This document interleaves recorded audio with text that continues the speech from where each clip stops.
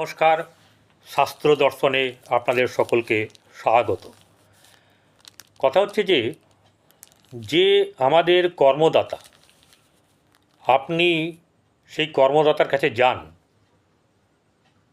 বলুন তো, এতক্ষণ নিশ্চয়ই বুঝে নিয়েছেন সেই কর্মদাতা হচ্ছেন শনিদেব।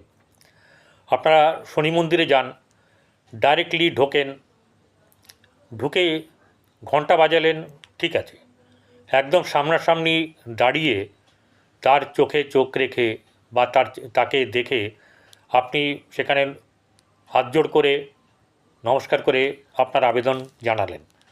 কিন্তু এটি কি সঠিক পদ্ধতি যদি আমি আপনাকে প্রশ্ন করি? মোটেও না, এটি সঠিক পদ্ধতি নয়। সঠিক পদ্ধতি কি, আগে ব্যাপারটা বুঝতে হবে। আমরা কার কাছে যাচ্ছি? যে বিশ্বের কর্মদাতা, কর্মফলদাতা, তিনি অনেক অনেক উচ্চ, ঠিক আছে।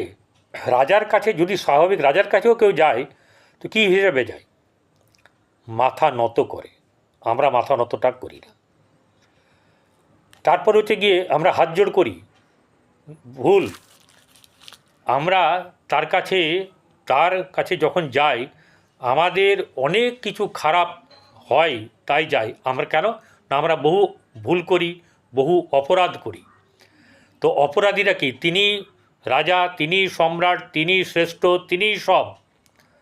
তো তার কাছে যখন দাঁড়াবো তখন হাত দুটোকে পেছনে, দুই হাতকে আবদ্ধ করব একের সঙ্গে অপরের, করে মাথা নত করব, করে পাশে যাব, সম্মুখে নয়, যে কোনো পাশে দাঁড়িয়ে মাথা নিচু করে তাকে প্রণাম জানিয়ে তার প্রার্থনা করে আমরা তবে গিয়ে স্বীকার হবে, নচেত স্বীকার হয় না।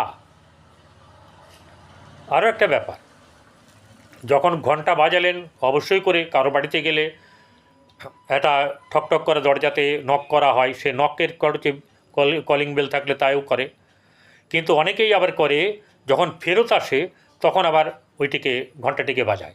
আপনি কি এটিকে আশা করেন যে যার বাড়িতে যান তার বাড়িতে যখন বেরোবেন তখন ঘন্টাটা বাজাবেন? ঠিক করে ভাববেন। যদি ঠিক মতন প্রার্থনা করতে পারেন তাহলে ভালো হবে। আর এই আপনার যেটি হচ্ছে হনুমান মন্দিরে গিয়েও হনুমান চালিসা কিন্তু অবশ্যই করে পড়বেন, কারণ তাকে সন্তুষ্ট করতে পারলে শনিদেবও সন্তুষ্ট হবেন। নমস্কার, ভালো থাকবেন।